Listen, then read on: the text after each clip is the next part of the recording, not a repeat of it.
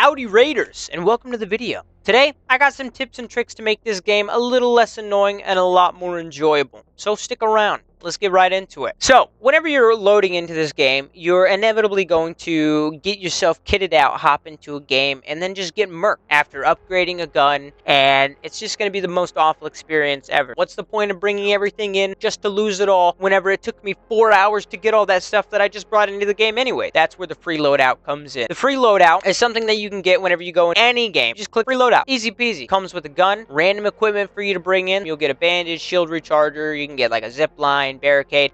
It'll give you just random equipment to start you out, and it also allows you to just play with different pieces of equipment, understanding how the game works without actually losing anything. You basically just go scavenge through Lost and Found, and then they kick you in the butt, get you out there. If you escape with the free loadout, not only is it just 100% profit, but if you die, you don't lose anything at the end of the day, and the salt value is very minimal. If you escape with these free loadouts, you can then go to Lance in the clinic and get yourself kitted up with an actual make loadout, like one of these combat make, looting make, or the tactical make. I definitely recommend the looting make if you're going early on. You're really just looking to grab and go. So the looting make is probably the best one early on for you, especially if you're starting to feel confident enough to go in and bring your own equipment. As you get better at the game and get more equipment, what you're going to want to do is upgrade your weapon, but I recommend against it, because if you bring in one of these weapons that you've upgraded, you're probably gonna lose it. Yeah, and it's definitely going to suck at the end of the day,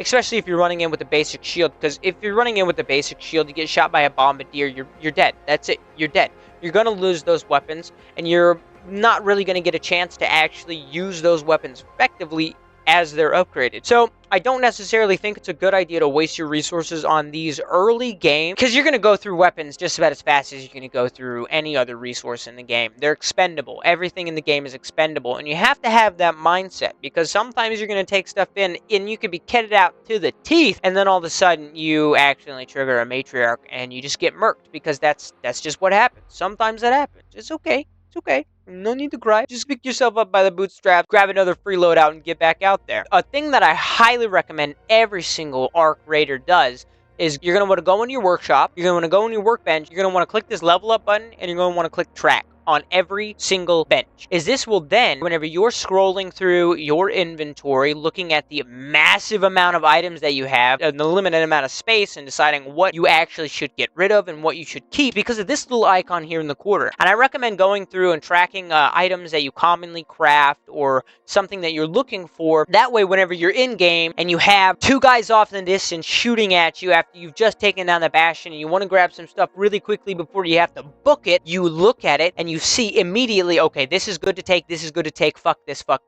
let's go. And you're out of there. It makes it so much easier, so much faster, so much cleaner to get what you need done. And it also kind of shows you what items in the game are of use and what items in the game are not used. Another pro tip is to save seeds. See how I have 96 seeds here? Celeste is a trader that will trade in seeds, and she trades some decent stuff for seeds. Just seeds. She can give you anything from simple gun parts to complex gun parts, simply for just some seeds. Why not? Celeste is pretty chill. Don't get rid of your seeds. And you can also basically salvage any kind of planting material for seeds. So like these mushrooms here, I don't need. Oh, I guess you can't. But anything that has seeds, you can just recycle them into seeds. I recommend at least buying her out of rope every single day, because it costs you nothing. I recommend buying her medium gun parts, heavy gun parts, light gun parts, springs, and simple gun parts. Those things are always good. And speaking of the traders, something that you should make sure to focus on are completing these quests, because they will give you some pretty good loot. And not only do they give you good loot, but it's basically the only way to progress the in-game story, because what I have right now, almost all of this stuff here, like this, a lot of this stuff here, like all of these wolf pack, these cloaks, these Vita sprays, all of these here came from quests. And whenever you complete these quests, you also get different kinds of keys, which, I mean, you can find them in game, but they're a lot more commonly found through completing quest lines. And those keys will allow you to get blueprints, they'll allow you to get upgraded items, they'll allow you to get a lot more advanced equipment early on. So I definitely recommend grinding those quests out as fast as you can. Don't be scared to look them up, because the quests can be extremely confusing sometimes when they tell you to go this direction and then, hey, follow this random trail of destruction. What? the Trail of Destruction heads both ways on the map, and you accidentally ran all the way across the map and went to the complete wrong side, and then you had to turn around and run all the way back, and whenever you got back, you got shot in the head, and so you had to come back into the game and do the same quest 5 separate times with a free loadout because it kept spawning you on the opposite side of the map.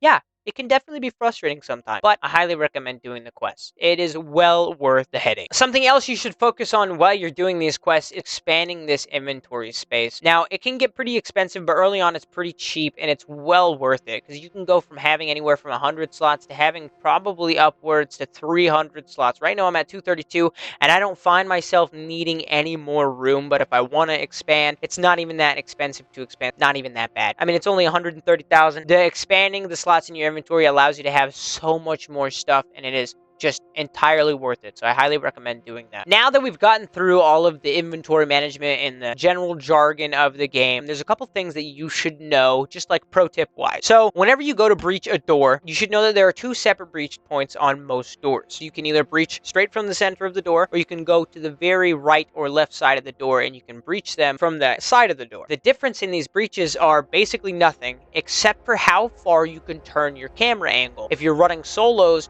you're going to want to always be breaching on the far side of the door because you can turn your head all the way around to look behind you. But if you breach in the center of the door, you can't turn and look for shit. You can only look at the door. So, highly recommend breaching on the side points of the door rather than breaching in the middle so you know if you're going to get ambushed. Another thing, drones, bombardiers, snitches, any kind of arc has weak points. You just have to find them, and you have to understand what ammo interacts with those weak points better. Most of the time, you're going to want to run heavy ammo if you're fighting those arc, because the heavy ammo will shred right through that armor, destroy the weak point, easy peasy, bot down. Guns I recommend for early game are the Anvil and the shotgun, like Torrent. Now, whenever it gets to the higher things like the bombardiers or the rocketeers or like the leapers, you're going to want to focus those weak points very heavily. The bombardiers, you're going to want to shoot them in the kneecaps or on the back because they have a propane tank hanging off like the back part of their main body. Bombardiers, you're going to want to shoot them in the thrusters. It's a lot more effective to shoot them in the thrusters rather than wasting 50 bullets of heavy ammo on their body and then still dying to them anyways because they're absolute tanks. Shoot the thrusters, have them fall from the sky, make them take fall damage. Much more effective. Speaking of things that are much more effective, the hatch key. Stop extracting through the elevators. It's not worth it. The second that you can get your utility station tier 2, you're going to want to start crafting hatch keys and bring them in your safe pocket. That way if you die, you don't lose the hatch key, but you don't have to ever catch yourself caught out in the open next to an elevator, and you always get quick extractions with all of your loot rather than waiting for that little loot goblin that sits on the extraction point just for people like you to come over so we can pop in the back of the head because he has got nothing better to do at this time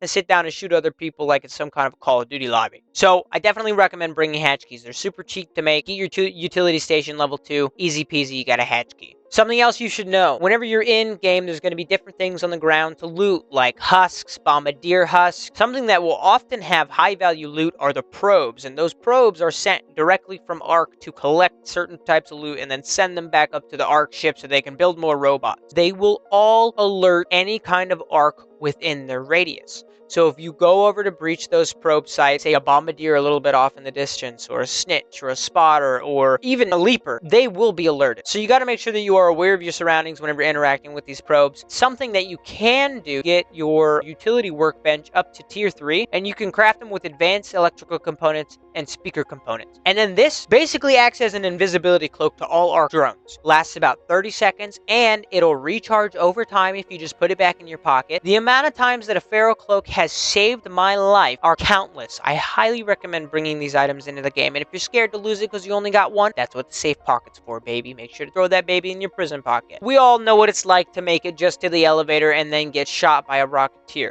But you should understand that if you go down, you do not want to lose hope. There are a couple of perks that you can get that will basically change your downed experience. If you get this perk, and this perk right here, you will crawl faster whenever you're down, last longer whenever you're down, and take less damage from anybody trying to finish you off while you're down. And what this will allow you to do is get to the elevator, call the elevator, and then cause the elevator to extract. Yes, you can do all of these things while you're down, crawling on the ground. So don't give up hope, Raider. there's still chance. I have escaped many a time after being down. It is well worth a shot. I don't see why you shouldn't try. I mean, you got nothing else to lose besides all your equipment. Speaking of perks, another perk that you should definitely get that I don't understand why people keep just grazing past is this topside crafting perk. So it only takes 3 points in the survival tree to actually reach this in-round crafting perk, but once you get this, this unlocks the ability to field craft items when topside.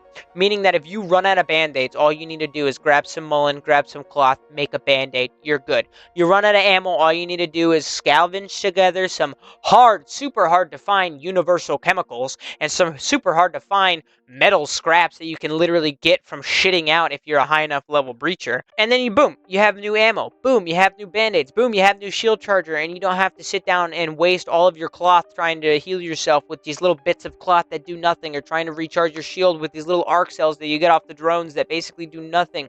Rather than wasting those resources, you can use them profitably and still escape. Make sure to get that in-round crafting perk. It is definitely 10 out of 10. I recommend it. My last and final tip for you is do not be scared to run this game solo. If you run this game solo, you will get a 10 times different experience than if you run this game in a squad. If you run this game as a squad, you're going to be in there with your buddies. You already have a team of people that you are working with. It's you against everybody else, against Ark, against everything to get your loot out. But if you are running solo, it is you against Ark, against everybody. And everybody understands the fact that if you go down, you're donezo. So nobody actually wants to fight. Whenever you're running these solo runs, there is a huge sense of camaraderie and teamwork and people working together to take down the matriarch or that bombardier sitting in the looting bay. I have run into so many more peaceful raiders and so many more wholesome interactions on this game running solo than compared to running squads. It is like an entirely different game. So I definitely recommend playing your first 30 hours in this game as just solo. Not only will you learn a lot with all of these free loadouts and the different equipment that you'll get, you will get a thriving experience with other Ark Raiders. Now, you're going to run into a bad apple every now and then. There's going to be somebody that shoots you in the back just because they think it's funny, or they're just bitching and moaning because somebody did it to them last game, so now they got to do it to you. But you got to understand that it's not worth it, Raiders. It's really not worth it to fight each other. At the end of the day, you're not going to be able to carry all the loot, and it just creates a toxic community. We want to keep this community wholesome, and we want to keep this community right. And if you want a wholesome community, the best place to find it is in solos. So I highly recommend playing solos. Don't knock it before you try it. Very last pro tip that I got for you guys. This is a little bit of a hidden tip, actually, and something that they're going to patch out of the game. So you got to be sure to get to it right now before they actually do it. Some might say it's an exploit. Me, I say it's a feature. If you go to any door, like the dam surveillance locked door, the annex locked door, any locked door that you need a key to get through, except for on Stellaemont is the only place that I've really had troubles doing this, you can no-clip through the doors pretty easily. Run in with a duo squad, or even convince somebody that's just walking around next to you in-game in Ark Raiders solo to be able to help you out, because it's super easy to do. If you run to the corner of the door that has the lock on it, and you just continuously run at that corner while somebody jumps on your back, you will eventually push in through the door. Sometimes you can dodge roll through if you get yourself a little lucky with a glitch, but you can no-clip that door, get in there, and then open it from the inside with no key and allow everybody to get the loot from there, allowing you to get blueprints without having a key, allowing you to get higher tier items without having a key, and allowing you to progress the game a lot faster. Now, understand the fact that this will be patched out of the game, and it probably is not going to be active for much longer, so use it while you can. Anyways, Raiders, thank you for stopping by. I hope you guys have some fun scavenging this wasteland, and remember, I don't know, have a good day. Peace.